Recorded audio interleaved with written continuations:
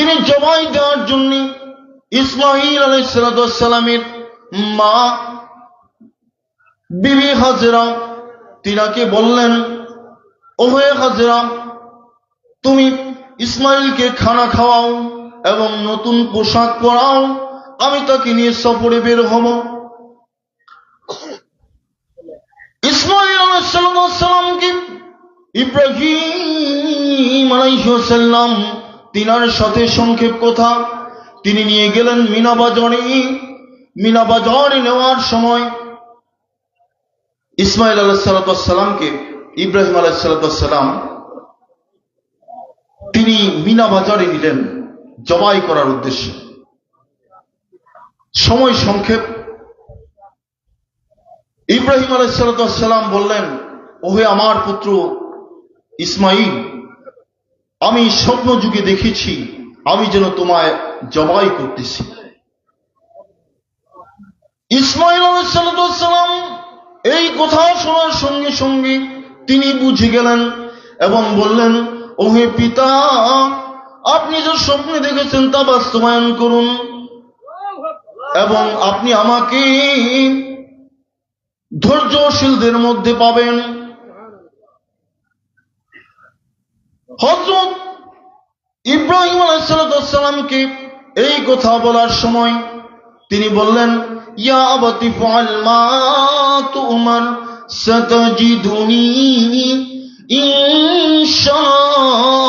ইনশাআল্লাহু মিনাস সাবিরিন।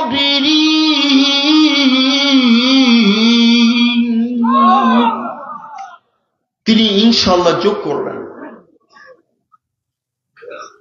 তখন ইব্রাহিম আলাইহিস সালাম তিনি ইসমাঈল নবীকে, ইব্রাহিম নবী তিনি মিনা বাজারে শোয়াইলেন এবং সংক্ষেপ কথা, বিশাল লম্বা ঘটনা, সেদিকে যাব না, সংক্ষেপে বলতেছি, সার সংক্ষেপ।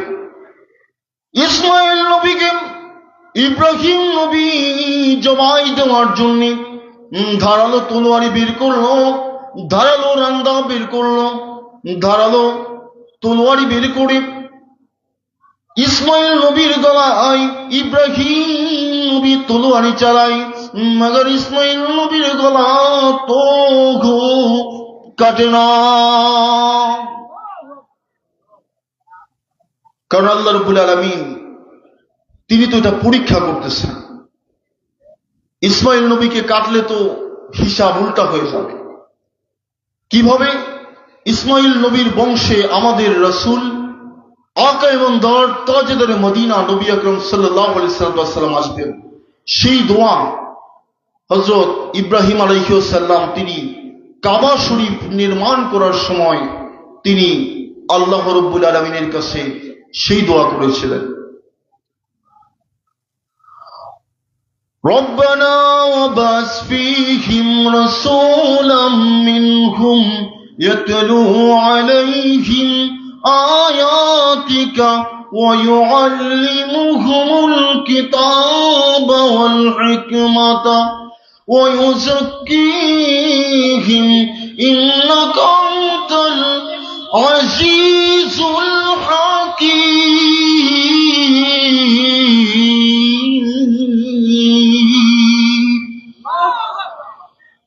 ওহে রব্বুল আলামিন, আপনি আমার ইসমাঈলের বংশী এমন একজন নবীকে পাঠান যিনি হবেন সমস্ত নবীদের সরদার। এবং এখানে তিনি ওয়াইযাক্কিহিম ইলমে তাসাউফের কথা বলেছিলেন যে তিনার শিক্ষা হবে, বিশ্ব নবীর শিক্ষা হবে ইলমে কুলুব, ইলমে তাসাউফ। তো মহান আল্লাহ রাব্বুল আলামিন আমাদেরকে এই ইলমে কুলুব, ইলমে তাসাউফ শিক্ষা করার, আমল করার এবং অন্যকে শেখানোর তৌফিক দান করুন। সবাই বলুন আমিন। তো শেষ কথা, সংক্ষিপ্ত কথা,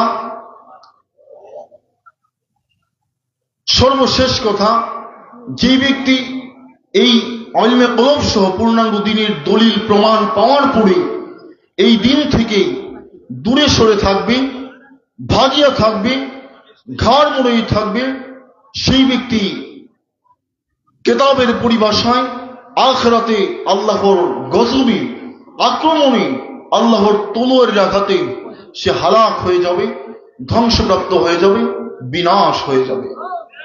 এতে কোনো কি নেই, আপনার সন্দেহ নেই। তো যাই হোক, এখানেই শেষ করছি। তো আবার কোনো একদিন দেখা হবে এই মির্জাপুর দরবার শরীফে ইনশাআল্লাহ। সেই পর্যন্ত সবাই ভালো থাকবেন, সুস্থ থাকবেন। সে পর্যন্ত শুভকামনা। আখির দাওয়ানা আলহামদুলিল্লাহি রাব্বিল আলামিন। আসসালামু আলাইকুম ওয়া রাহমাতুল্লাহি ওয়া বারাকাতুহু।